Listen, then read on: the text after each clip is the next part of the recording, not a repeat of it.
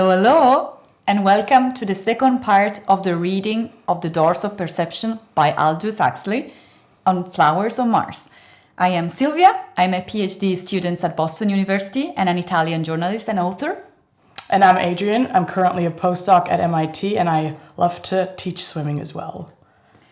So, as you're just seeing for the first time this episode, or maybe you are following us because this is already the third episode of our project Flowers on Mars.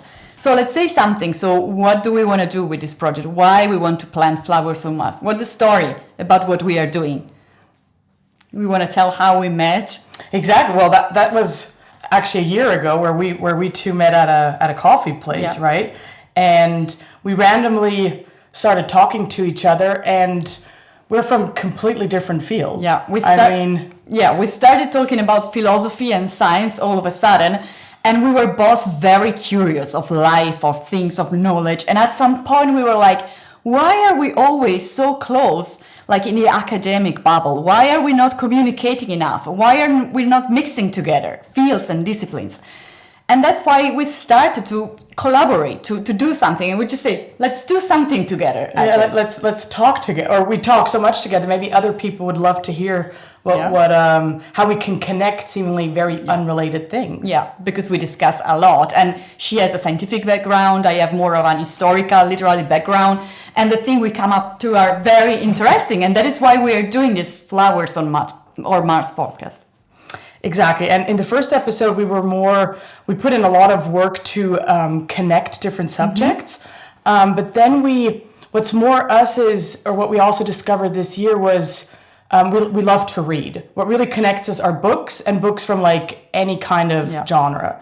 So in the last episode, we started reading a book called The Doors of Perception, which was written in the 1950s by Aldous Huxley.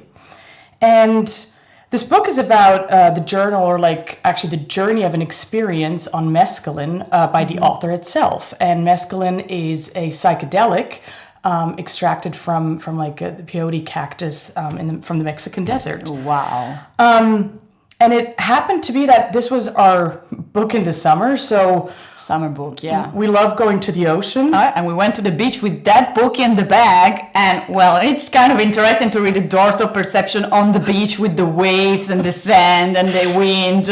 Because anyway, I think I brought the book for myself because I was really into it, and I put in a lot of dog ears, like everything. I was like, whoa, there's a lot of concepts in here that are very interesting. So I started reading these out loud to Sylvia, and then at some point, I think you ended up with the book. Oh yes, reading all sections that I had stored away. Yes, and I had the book in my hand with the sands like running through the pages. Yeah, maybe there's sand left. And then I'm like, yes, because William Blake is actually quoted in the book, like, and see the world in a grain of sand, and that was so spot on for that shiny day on the beach, right, Adrian? Yeah, and there were like a lot of key passages. So that's one, but there's a lot of key passages in the book that really fueled our curiosity, because the book really enhanced the deep philosophical questions that Huxley had on human nature and that he put out there in the world for us to rediscover. Yeah. So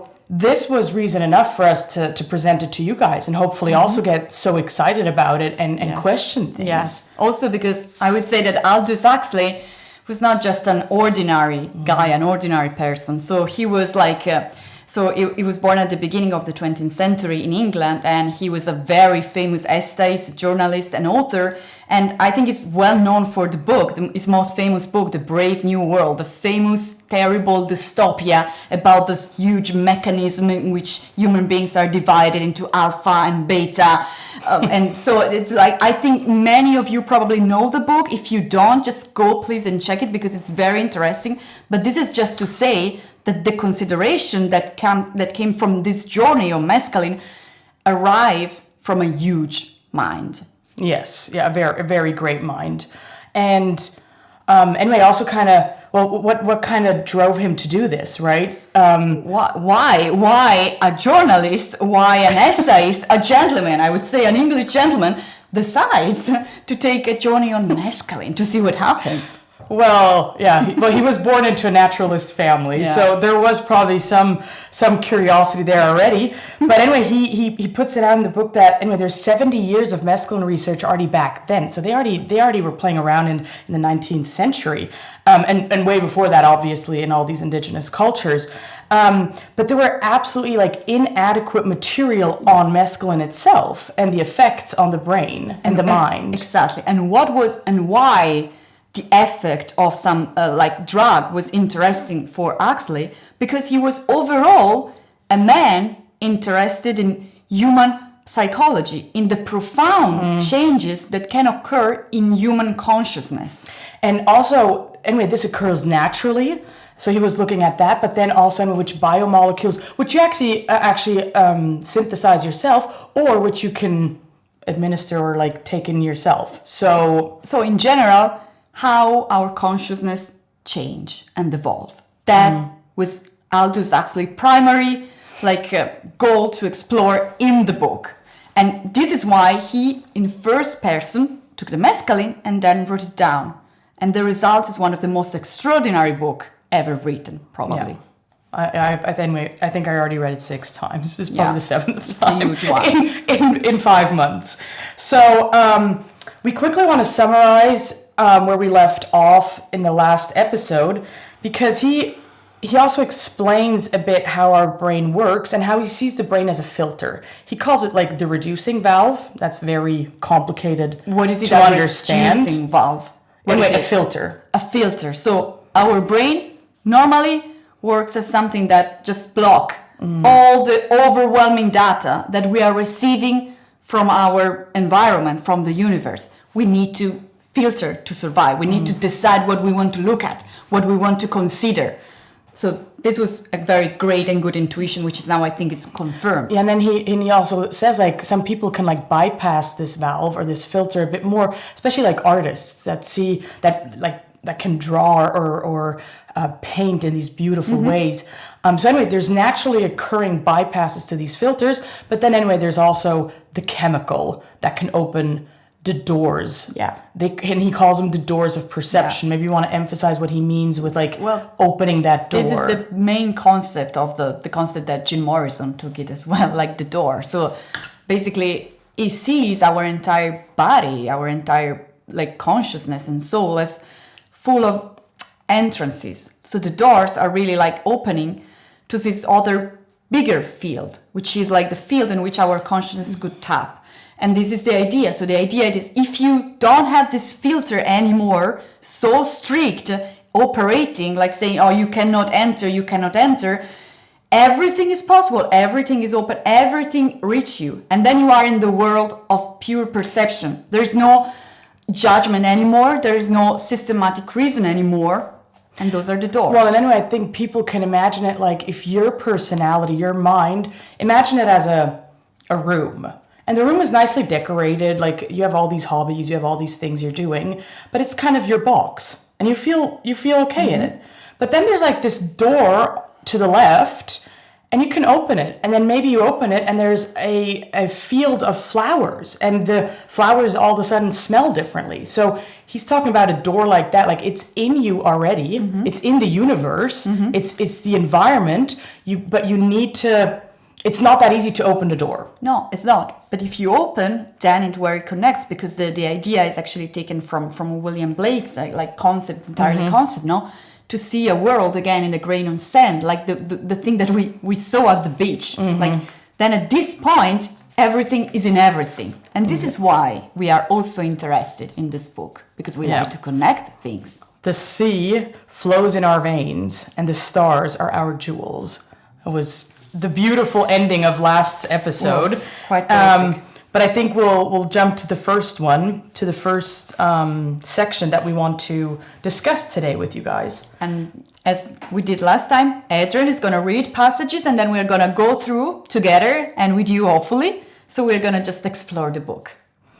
So in our world, where education is predominantly verbal, highly educated people find it all but impossible to pay serious attention to anything but words and notions. So what he's saying is that so he has entered this new world of pure perception that we talked about. And what he's saying here, if I'm not wrong, is that this world is not immediately reducible to the word of language, to the simple word of our symbolic system and the grammar. Yeah, and we try to explain the world in language and symbols, but there's more to it.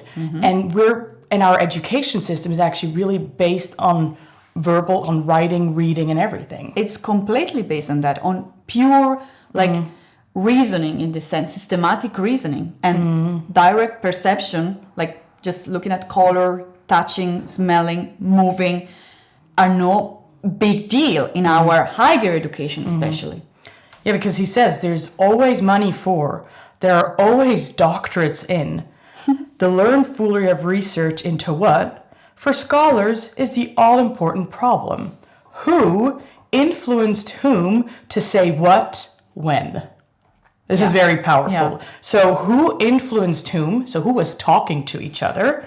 To say what, when? To kind of influence their brains, to then be conditioned in saying it later to convince someone else. So it's all a connection of talking to each other. Well, language is the predominant part of the way we relate to the world and to each other, and on which we build everything. And sometimes we just think that we can explain everything through our language. We can think that we could know ourselves if we talk in our inner self, just talking, just language. Not if we do something, not if we use the perception. It's just through language. This is the criticism. And anyway, it's more, and he's referring to the written language, and not because we have we have body language. We can dance, we can look someone in the eyes, but that you can't write down. You can't write down someone's aura, right? There is something beyond language. Written language, yeah. Even in this age of technology, the verbal humanities are honored. The non-verbal humanities, the arts of being directly aware of the given facts of our existence, are almost completely ignored. So this is very strong, because they say the art of being directly aware of our own existence, just being in the world, is ignored. And he wrote this book in the 50s. So when he talks about technology, it's not the technology that we have right now. Exactly, 70 years ago. So. And anyway, I think he also sees it a bit as a distraction. So if you're constantly reading something or talking to someone, you're distracted from the outside world or what is happening right around you or how you're feeling, right? And this is what's happening, I think, with our media these days as well. Well, I think that the big point is that if you are constantly in reasoning, in the language, in the reasoning, I want to do something, I am I have the purpose to do this and that, I'm always aiming at something in the future, not right now, you're not paying attention you just exist. You are here in the world. This is the basic thing that you say. We're not teaching it because we think we don't need it. Because our language and our systematic reasoning, the logic, has proved to be so effective to be there. We have to say that. Well, because we can measure it. Of course. You can measure language. You can publish an article. You can publish a book. It's a thing. It's like a hardware. It's a huge thing. But the software, which all connects us people, is ignored. Well, there are more level, let's say, not just this level of language communication. There is another level, which I think probably was a little bit overlooked in the process of progress that we've done, and this is, I think, what he's saying here. So, he already noticed this 70 years ago. But continue. Let's continue. The verbalists are suspicious of the non-verbal. Rationalists fear the given non-rational fact. Intellectuals feel that what we perceive by the eye, or in any other way, is foreign to us as such and need not impress us deeply. Besides, this matter of education in the nonverbal humanities will not fit into any of the established pigeonholes. It is not religion, not neurology, not gymnastics, not morality or civics, not even experimental psychology. This being so, the subject is, for academic and ecclesiastical purposes, non-existent and may safely be ignored altogether, or left with a patronizing smile to those whom the Pharisees of verbal orthodoxy call cranks, quacks, charlatans, and unqualified amateurs. Well, yeah, I think it's been very clear here. So what he's saying is that things that are, like, as we say, I think we all agree that we are born thinking that what is intellectual, what is driven by language or vehicled by language is necessarily more important or deeper than what is immediately here to be seen at the eye. So, but it is not the case. What he's saying is that maybe it's not like that. Maybe it's like the surface, maybe like in the surface maybe lies a deeper secret, like the deeper secret of immediate perception, which is not to be overlooked. And I think this is a very profound message that we completely forgot. And this is what we are working on in this book. Exactly. And anyway, here you really see that it would not fit into any of the established pigeonholes. I'd like to point that out. Like we have all these boxes, and anyway, everybody finds himself in one box. You study it, you're an expert in it, and these things would actually be overarching. Maybe these would be the connectors. Maybe these would be what brings a psychiatrist together with neurology, that's very close, but maybe with a painter. Well, because, yeah, in some way, of course, the build of the single science or disciplines also creates like the walls between them. No? You want to be specialized, and it's very useful to be, but then you kind of lose track of the big picture. So what keeps all the disciplines together, like the common roots. So this is interesting. But then why do you think that like the verbal thing got so important? Why did we build a whole, like, basically our whole society? I mean, all religions are actually based on a book too. Like they're written scriptures that we follow. Well, because I think they can surpass time. Because scripture, well, I think writing is important because it can be passed like way faster than just orally passed messages. So if you think about it, a symbolic system is extremely powerful, and this is why we use it.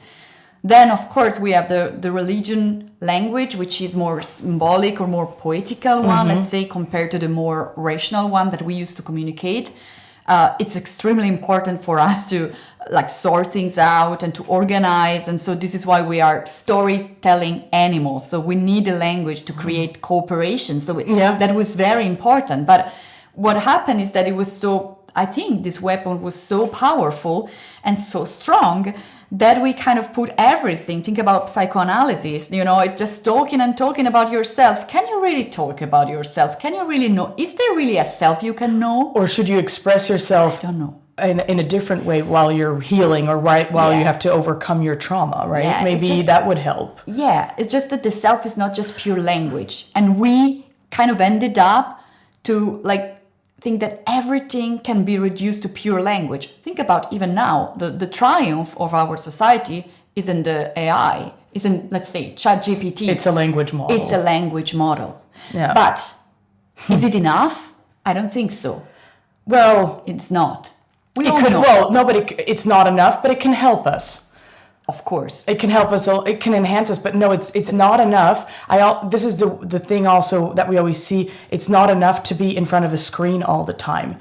We can, or reading all the time. Exactly. We cannot lose ourselves in just the language. Exactly. And also it's not enough. And I think that we both think, like we discuss this very often, that is when, if not in this moment in which we reach like kind of one of the peaks for sure of our understanding of language and use of language, at the point that we can reproduce a natural language through artificial systems.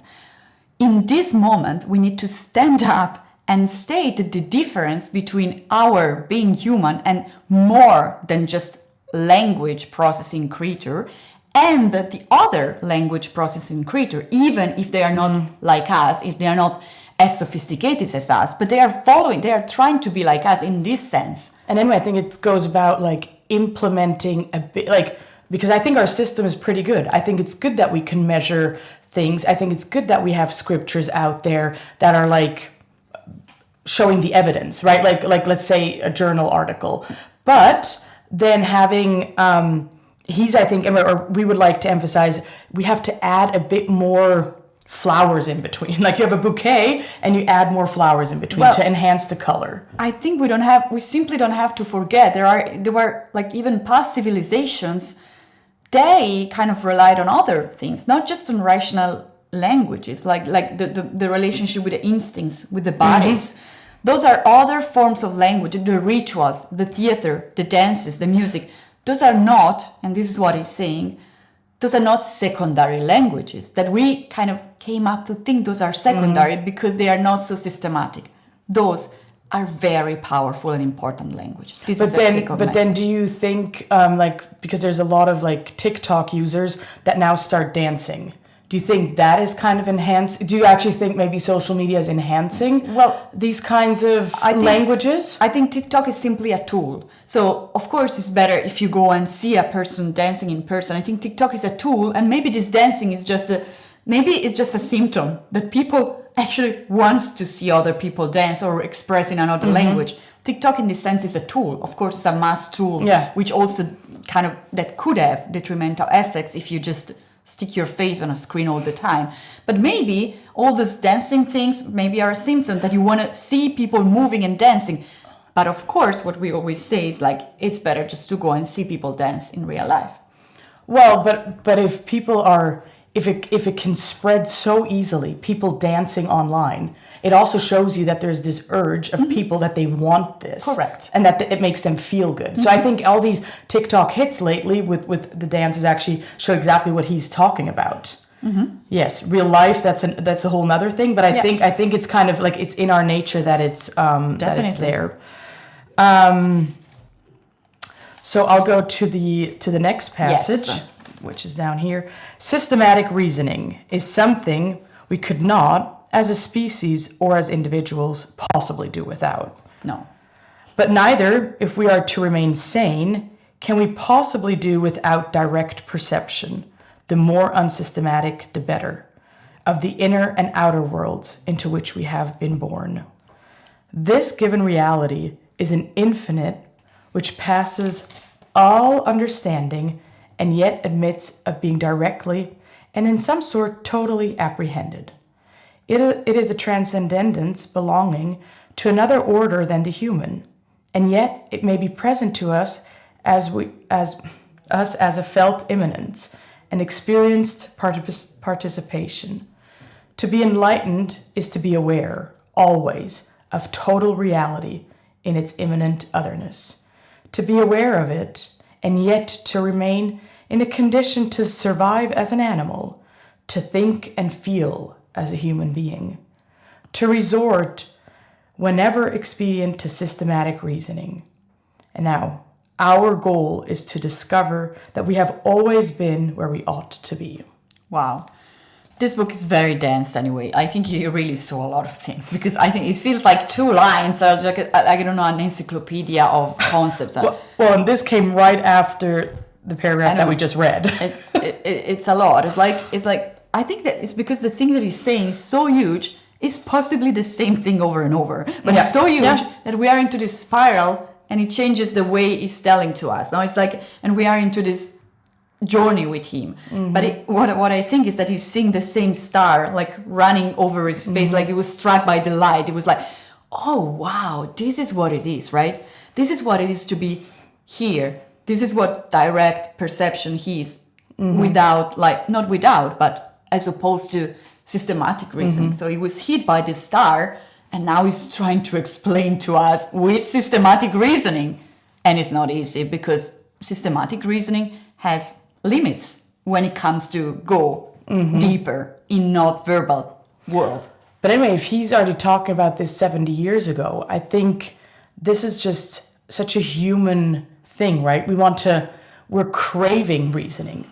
We're craving to understand everything. So we want boxes, we want lists, we want flowcharts on how to live or optimize our life. But it's interesting because it's very interesting because he's also, well, it's not saying we don't have to use systematic reasoning, because if you think about what he does in this book, it's like, okay, I'm gonna write a treatise about this. So I'm not gonna just go in the journey and just experience it as art. So here he's doing it as an investigative journalist. So he's like going down, he's not making a paint or music, that would be perfectly fine and amazing. But he went down with also partially a scientific kind of mind, like say, okay, I'm gonna tell you people what I saw and why it's so important.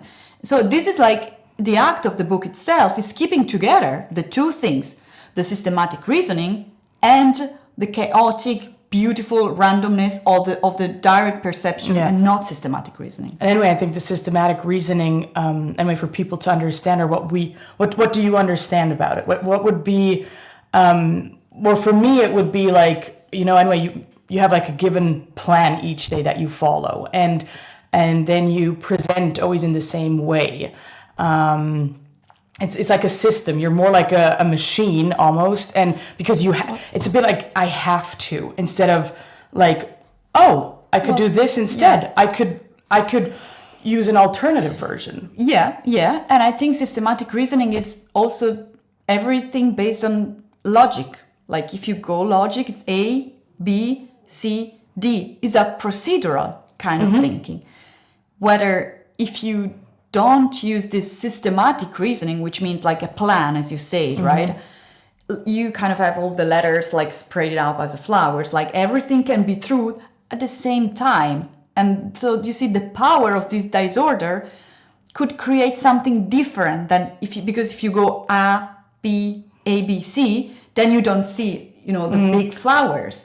But then you have other kind of powers. That's what I think that is the difference. But don't you think, anyway, like a whole lot of people, if you have like a big life decision, that's a good example of systematic reasoning, I think, because then you write things down, or I used to be like that. Like you write things down, and then sometimes what happens is you have like 10 things for like pro, 2 against, but then you still do the opposite. Or nothing is, I totally agree on that. I used to have like, I don't know in which country I want to live. And then I used to have a plan for my life, by the way, you should know that. Yeah. So everything was very figured out. Everything was like, okay, it's going to be great. This is systematic reasoning. I got it all. And then at some point, randomness just come by and life just go with you and like, well, tell me something now.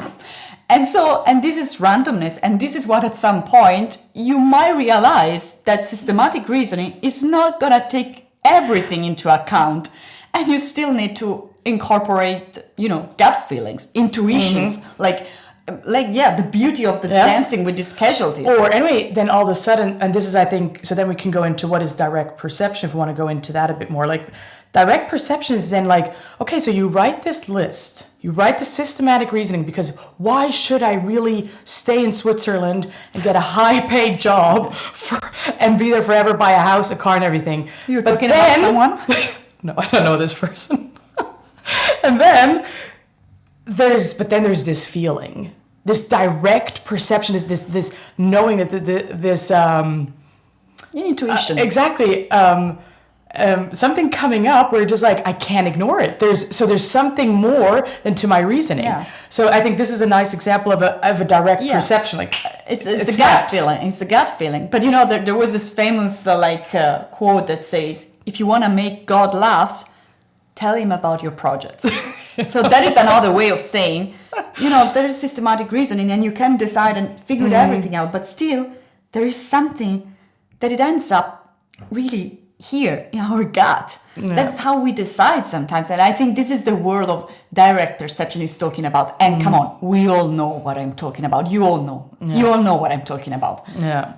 So I think, I hope we explain it nicely what for us systematic reasoning is, or what direct perception is. And maybe you can reflect on it now a bit more as well, or go on and be like, oh, this was reasoning again, and oh no, this was my gut feeling. Or maybe just text us when you use your gut feeling. What was the last time? I think we use it a lot recently. It's way too strong. I don't want to say anything about this, but you want to continue? Yes, but share your experiences there as well. Exactly. So we're already at our last section for today, and this is actually the end of the book. So these are the last 3 sentences, which are very, very powerful and summarize what he's the experience and kind of the higher idea that he put in, or why he wrote this book. So the man who comes back through the door and the wall will never be quite the same as the man who went out. He will be wiser, but less cocksure, happier, but less self-satisfied, humbler in acknowledging his ignorance, yet better equipped to understand the relationship of words to things, of systematic reasoning to the unfathomable mystery, which it tries forever vainly to comprehend. Wow. I think it's a lot. Yeah, I think it's so dense that maybe we go sentence by sentence. It's like 3. Yeah. I think we should describe what it intends, like, so the message is like, so the person that goes through this journey of, like go through the doors and see like the direct perception changes a lot. Mm-hmm. So what's this process of transformation? We're talking about a human being that sees himself. He's talking about himself. Mm-hmm. So he saw something and it transforms. So what is the first thing? So but the man who comes back through the door and the wall will never quite be the same as the man who went out. So anyway, if we imagine back to you're living in this box and you know where everything is, you open this door, you look through it, and then all of a sudden there's dragons and flowers and stuff that you see, or colors more intensely than you've ever seen. You change. And how you change. And then you have to go back. Yeah.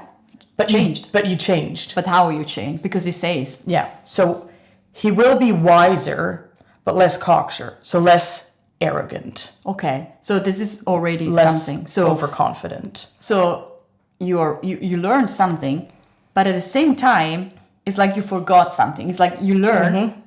You see the paradox here, no? You learn something, and at the same time, it's like you forgot something about yourself. You lower your ego, maybe. Well, this is also, I think he will be wiser. You can go into wisdom. Wisdom is basically, I think, you add memories to your brain, to your working system. Wisdom, I would say, is not knowledge. So wisdom is another ladder than knowledge. Exactly. So if you're wise, you actually go through it, you learn something, that's knowledge, but you put it into what you already knew before, and that's why you're wiser, because you add like this, and it's probably something that you did not know, and that you were so sure about knowing, that all of a sudden, this new puzzle piece that you found behind that door, all of a sudden makes you a bit more humble, like, ooh. Yeah. I knew this. Yeah. No, I did not know this. Now I know. Yeah. So why I was so sure of myself? Because if you add the new pieces, then the construction, the building that you had of your personality has to change. It's like a Jenga puzzle. No, you have to. If you add another piece that was not predictable, then you have to reconstruct yourself again. And this is how you get a little bit more humble, and the ego got crushed down a little bit. So now we can continue with the ego, happier but less satisfied. Yeah. But less self-satisfied. Yeah. Sorry, the self. Yeah. So happier, but you're not. But at the same time, you're like, there's more. Like I'm not satisfied with who I am. There's more to it. Exactly. Or what if like you are happier, not because you are constantly working just on your persona, like sociale persona, like the career or what a society tells me I should be. A publication, first author, high impact. What if at some point you are happy, just because you are happy, and just because the world is kind of a beautiful place, just because you are here, and just because you experience the color, the reality, the beauty of life. This kind of happiness is not strictly related to your own satisfaction of your growth as an individual, as persona, but something bigger. Because I think, see that actually everything around you is enough. You already have everything. So then you're actually less self-satisfied, because then when you're not striving toward these bigger idols. And then you're humbler in acknowledging his ignorance, or like your ignorance, yet better equipped to understand the relationship of words to things. Oh, I like this so much. This is very strong. Okay, so you can emphasize humbler in acknowledging his ignorance. Well, yeah, I just like this is a Socrates thing. Like Socrates, the Greek philosopher, famous for saying, well, I know that I don't know. So be conscious of your own ignorance. But what I really like more than this, so be conscious of your own limit, of the fact that you are actually constantly evolving, and that's the beauty of life. You're constantly learning. But I think that I really like is that you better understand, look how profound this is, the relationship between words and thing. It sounds to me like amazing, because it sounds to me like the systematic reasoning, like when I say flower, when I say like, I don't know, bee, when I say color, it seems to me that it like creating a less abstract language. Because then, if you really know what a flower is, if you look at it, the word itself gets full of meaning, because the thing is more present in you. So I think this like unification that it's doing is very profound. And anyway, there was probably, or actually in the book, it's evident like one such realization was probably with the colors, right? And that they're all around you, and you can almost bathe in them, and they're for free, and you get to perceive them, and then you see how interconnected the things are. I think he really probably had strong visions, strong mental images that came up that makes him write such a strong sentence. Yeah, because how would you? But I think it's difficult for people, because I think a whole lot of people do drugs. Why don't they come up with your ignorance is lowered? Like you're less ignorant afterwards. Not everybody comes out of a trip with these conclusions. Well, I think this is because what we saw at the beginning, he was like, the intention makes it all. Yeah. So when he embarked in this journey, he was already like, you know, like a writer, like a thinker, like a seeker. So when he embarked in this journey, he was already interested in human consciousness and human evolution and transformation. So he was there to see and to discover. So this is what makes the difference between him and maybe other people that just, you know, got drugs to escape. And this makes like, this is why this book is this like extreme, you know, like masterpiece of trying to put things together, like reasoning and all the beautiful things that he must have seen, because he must have seen like crushing tons of, you know, I don't know, forms and shapes and wow, a hurricane of things. But then anyway, like, well, he also points out you can also get this, you don't have to get it through drugs.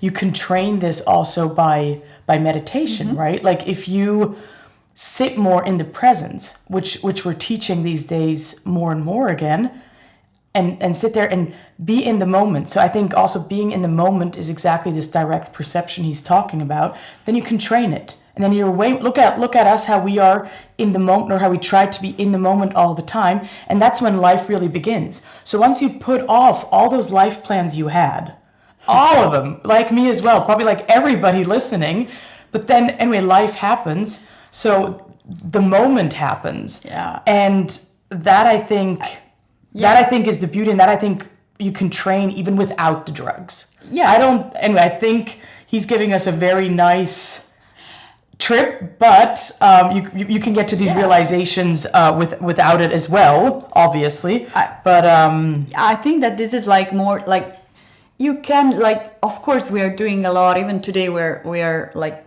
rediscovering a lot of meditation and all these things. So there are many ways of tapping into this, to me, like dance, the music, and being in the present moment is like, it's a very complex concept, but really just, you know, slow down, take your time to look around, and just not try to be on a hurry all the time to be the person that in your mind you decide to have to be, because this person is just someone that you decide you have to be, and it's not necessarily the person that you are. So, well, it's all about this self. You really don't know yourself. You cannot know yourself. It's a lot of personality. So it's more complex, and so you should. But you can practice it. You can, and you can just let it go. And another good thing is also to, you know, I think, go out of your comfort zone. Yeah. But anyway, so the metaphor of like the doors of perception, like actually opening a door. Anyway, you couldn't just open another door with doing something new, trying something new. Talk to someone new. Yeah. Do another kind of job, like make a trip. Yeah. Look to someone in the eyes. You would never think, oh my God, I'm never gonna talk to this kind of person. Just go and do it. Or an activity, an hobby, something new. Yeah, I think so. That's also opening a door of a perception. Those are all doors, and they are out there. They are like in Central Square where we live by. There are so many doors around. Every person you meet could be a door. Just a walking door next to you. And this made me think of, anyway, kids actually, they go open doors all the time, right? Or don't you think? Kids are curious. They don't have, what I think is interesting about kids is like from a certain age, like when they are very young, especially 3 or 6 years old, they don't have like their ego. So their ego is not completely formed, I would say. So they are still this very molding creatures, so open to the environment, and they don't have this, I don't know, I would say the peers pressure, social pressure. I want to put an image in your head. Do you think maybe the kids have all the doors open, and then your ego is basically shutting these doors, forming your ego, so now overcoming your ego is just opening these doors again? Yeah, I think it's a very good one. I think it's absolutely possible that to form the ego is also in some way to shape, no? And to shape, which you is have good to cut. too. To shape, you have to cut, and to cut, this is what languages does. If you think about, so you have the field, and with language, what you do, you cut. With logic, what you do, you cut. You decide. Okay, it's A or B. That's logic. But there's everything else. Of course, there's an entire field. So if you go back and open, it's even before this cut. And this is what happens, I think, when we say that we go back and being a little bit like children. But children, what they do, why they are like that, they are so curious. And they are not ashamed of themselves. And it keeps, well, I think it... They're not ashamed. They're not ashamed. They don't care. They're just like, whatever, I don't have an image to defend. But then I would like to challenge you with like, it's actually good to trim yourself, cut yourself, build a persona, because then you can get up the Mount Everest or whatever and climb the highest of and reach the highest achievements, because that's what we're doing in our society. So you could be like, this is what also a driver is of humanity. We need these experts. We need these. I'm just challenging you. This is more for us to discuss. No, exactly. But I think that is like in our nature is both built, we kind of are structured like that. So if we want to walk in a society, interact in a way, at some point, there is a kind of identity there for at least for a certain period of time. You choose and you perceive and you go on with that just because you have to maintain a sort of continuity. So it's natural tendency, But the point is that this is a choice that we make, okay? And it's totally possible to enlarge this, to be more than that.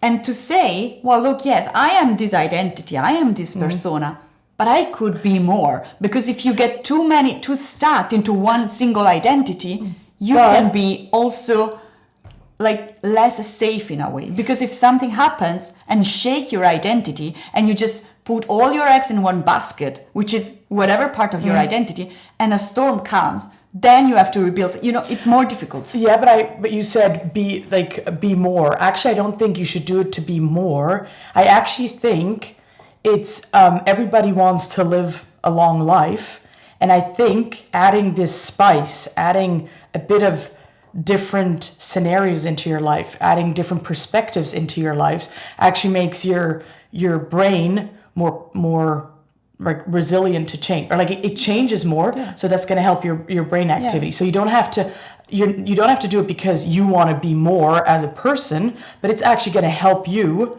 to age in a better way. So there's all these sayings of like your inner child, or like you should be young at heart, and I think these are the things that they're saying. So this is in this sense it is more, because in this sense you are anyway, you can be more of identities, because we are not just one identity. And then we drifted off into Because children have all the doors open. Well, because you are 7 personalities, I am 7 personality, together we are 14. So exactly. That makes sense. So anyway, better equipped to understand the relationship of words to things, of systematic reasoning to the unfathomable mystery, which it tries forever vainly to comprehend.